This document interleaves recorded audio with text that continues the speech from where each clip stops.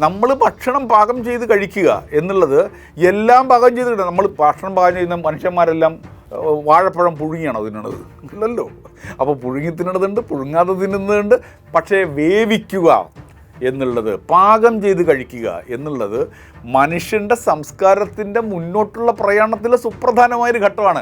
അതിന്ന് നിങ്ങൾ ഇങ്ങനത്തെ രാഷ്ട്രീയ പ്രശ്നം കൊണ്ട് നിങ്ങൾക്ക് ഗ്യാസ് കിട്ടാതാകുമ്പോൾ അത് ഓർമ്മിപ്പിക്കലാണോ പത്രങ്ങളുടെ പ്രധാനപ്പെട്ട പണി എന്ന് പറഞ്ഞാൽ? എന്ത് തരം പണിയാണ് കാണിക്കുന്നത്?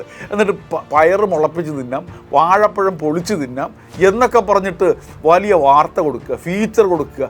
എത്ര പിന്തിരിപ്പൻ രാഷ്ട്രീയമാണെന്ന്. അതിന് പകരം നിങ്ങൾ എന്ത് മുൻകരുതലാണ് എടുത്തത് എന്ന് ഇവിടെ ദേശീയപാത മുടക്കാൻ നടന്നിട്ട് അവസാനം ദേശീയപാതയുടെ വേദിയിൽ പോയിട്ട് ഒരുതരം എന്താ പറയുക ബിംബം പോലെ നിന്ന ഒരു പെട്രോളിയം മന്ത്രി ഉണ്ടല്ലോ ഈ നാട്ടിൽ. അങ്ങയുടെ മുഖത്തിനോട് ചോദിക്കണ്ടേ നിങ്ങൾ എത്ര ബഫർ ഉണ്ടാക്കിയിട്ടുണ്ട്? ഗ്രാമങ്ങളിൽ 45 ദിവസത്തിന് ശേഷം ബുക്ക് ചെയ്യാൻ പറ്റുള്ളൂ. ബുക്കിംഗ് ഓപ്പൺ ചെയ്താൽ ബുക്ക് ചെയ്യാൻ പറ്റുന്നുണ്ടോ?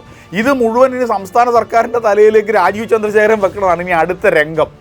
ഇതിൻ്റെ രംഗം അന്ന് ഈ GRNൻ്റെയും പിണറായി വിജയൻ്റെയും എന്തോ കെടുകാര്യസ്ഥതയാണ് എന്ന് മനോരമ മുൻപേജിൽ വാർത്തയും എഴുതും. അന്തർദേശീയ രാഷ്ട്രീയം ചർച്ച ചെയ്യില്ല, ദേശീയ രാഷ്ട്രീയം ചർച്ച ചെയ്യില്ല.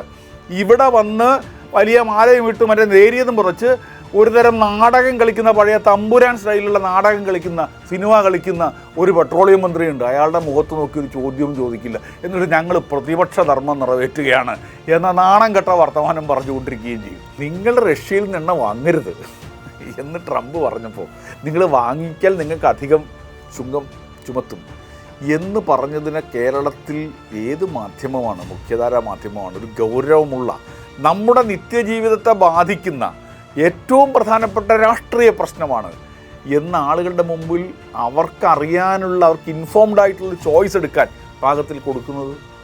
ഇത് രാജ്യത്തിൻ്റെ പരമാധികാരത്തെ എങ്ങനെ ബാധിക്കുന്നു എന്നുള്ള ഗൗരവമുള്ള പ്രശ്നമുണ്ട്.